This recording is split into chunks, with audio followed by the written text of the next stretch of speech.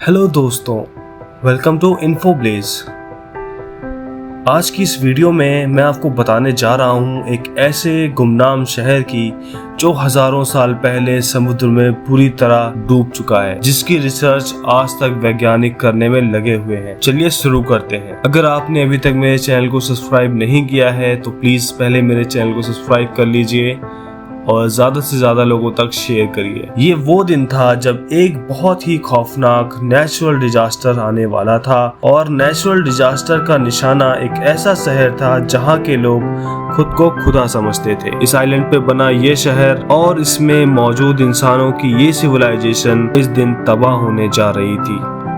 न सिर्फ यहाँ मौजूद बिल्डिंग्स बल्कि इनके तमाम आइलैंड के साथ साथ यहाँ बसने वाली पूरी सिविलाइजेशन को एक ऐसी तबाही का निशाना बन चुकी थी जिसने उनका नामो निशान भी मिटा के रख दिया। 11,000 साल पहले इस पूरी सिविलाइजेशन को खतरनाक सुनामी निगल गया था और वो भी सिर्फ एक ही रात के अंदर। ये कहानी है इंसानों की एक ऐसी सिविलाइजेशन की जिसको आज हम एटलांटिस के नाम से जानते हैं। एटलांटिस की ये हैरान कर देने वाली स्टोरी एशिया ग्रीक के एक फिलोसोफर ने आज से 2000 साल पहले लिखी थी और इस फिलोसोफर का नाम प्लेटो हुआ करता था। प्लेटो ने एटलांटिस के बारे में लिखा था कि यहाँ के लोग खुद को खुदा माना करते थे और इन लोगों के पास एक्स्ट्रा ऑर्डिनरी पावर्स हुआ करती थी और इनके पास सोना और चांदी भारी मात्रा में पाया जाता था।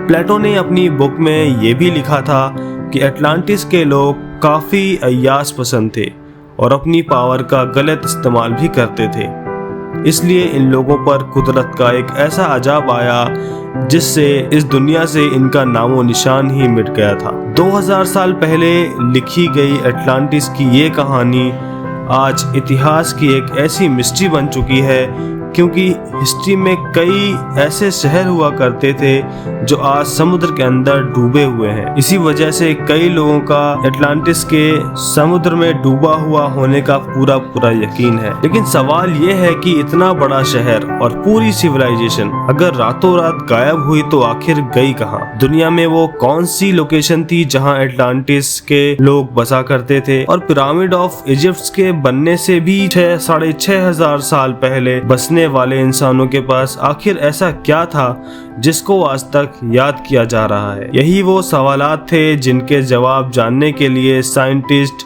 आर्कियोलॉजिस्ट और रिसर्चर्स पहले कई सदियों से कोशिश कर रहे हैं, लेकिन इस बार साइंस ने समुद्र के अंदर जो सबूत तलाश किए हैं उसको देखकर ये कहना गलत नहीं होगा कि शायद 11,000 सालों के बाद हम एटलांटिस के डूबे हुए शहर के तलाश करने के बहुत करीब पहुंच चुके हैं।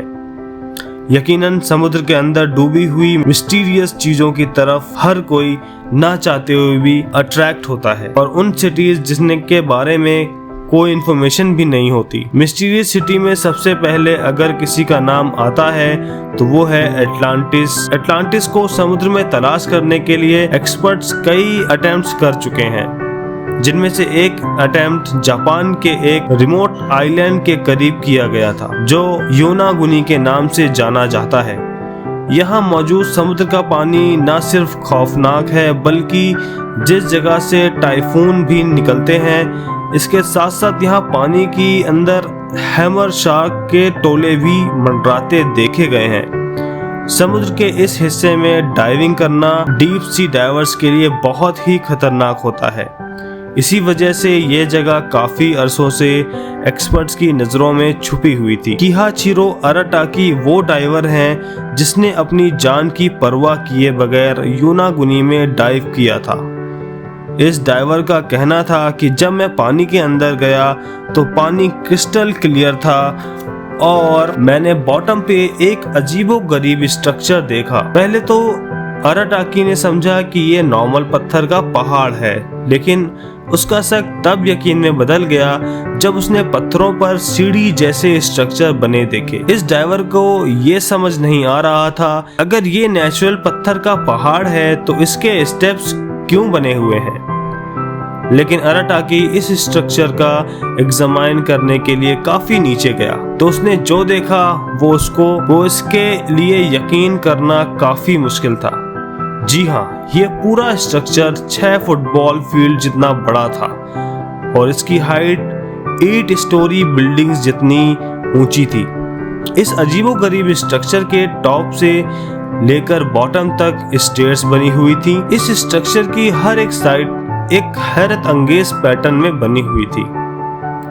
ये सब देखने के बाद एक बात तो तय थी कि डीप समुंदर में बना ये मिस्टीरियस स्ट्रक्चर नॉर्मल तौर पर नहीं बल्कि इंसानों ने ही बनाया है। लेकिन ये चीज क्या है?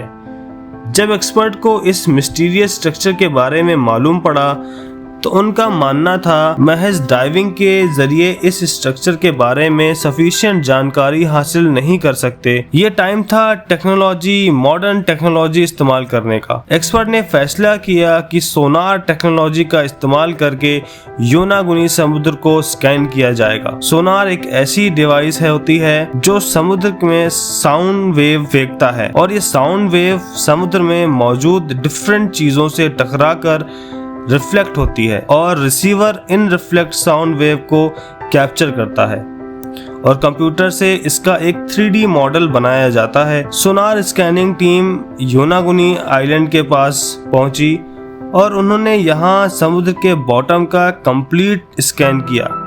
जब स्कैन का 3D मॉडल सामने बनकर आया तो सारी हकीकत खुलकर सामने आ गई। हजारों सालों के बाद इस मिस्टीरियस स्ट्रक्चर का लेआउट इस 3D मॉडल में देखा जा रहा था और जो देखा जा रहा था उस पर यकीन करना काफी ज्यादा मुश्किल था। ये एक बेइंतहा खूबसूरत शानदार मालूम होता स्ट्रक्चर था। इस अमेजिंग डिस्कवरी ने पूरी दुनिया के आर्कियोलॉजिस्ट, जियोलॉजिस्ट और साइंटिस्ट को हैरान कर दिया था। हर कोई इस स्ट्रक्चर को देखने के लिए योनागुनी आइलैंड पहुंचने में लगा था, जिसमें से एक मरीन जियोलॉजिस्ट प्रोफेसर मसाकी किमोरा भी थे। प्रोफेसर किमोरा ने जब इस स्ट्रक्चर को देखा तो उनका मानना था कि इसमें कोई शक नहीं है, ये इंसानों का बनाया हुआ स्ट्रक्चर है, क्योंकि इसमें कुछ ऐसे फीचर्स शो हो रहे थे जो हजारों साल पहले थे। स्ट्रक्चर जब पानी से बाहर हुआ करता था तो ये किसी अननोन सिविलाइजेशन के इस्तेमाल में था।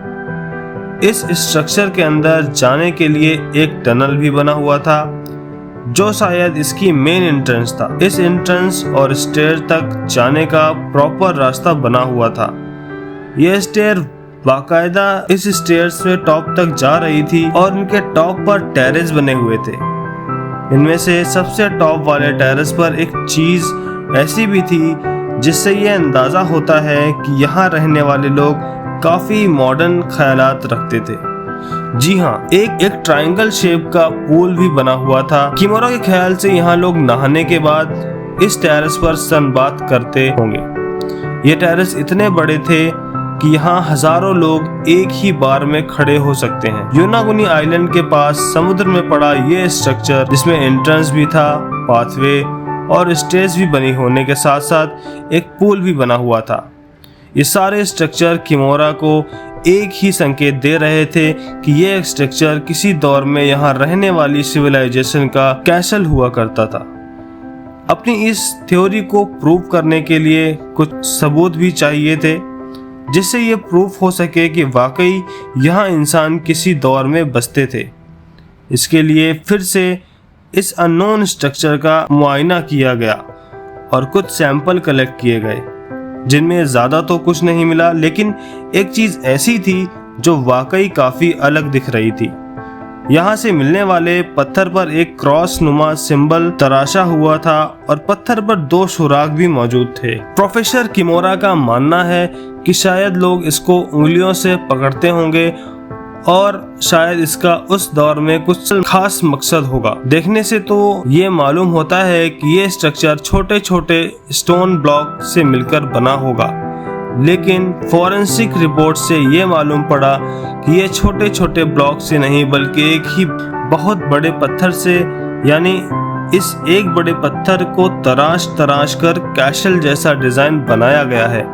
यहाँ से मिलने वाली आर्टिफैक्ट्स की कार्बन डेटिंग से मालूम पड़ा कि ये नमूने 8 से 10,000 साल पुराने हैं। मतलब 10,000 साल पहले ये जगह पानी से बाहर होती थी और यहाँ एक ऐसी सिविलाइजेशन बसती थी जिसका आज नामो निशान भी नहीं है। तो ये थी दोस्तों अटलांटिस शहर, जो आज समुद्र में पूरी तरह डूबा हुआ है। लोग बहुत ज़्यादा वहाँ पे विजिट करते हैं, डीप सी ड्राइव करते हैं। अगर आपको वीडियो इन्फॉर्मेटिव लगा हो तो प्लीज़ मेरे चैनल को सब्सक्राइब करिए और ज़्यादा से ज़्यादा लोगों तक शेयर करिए। मिलते हैं अगले वीडियो में।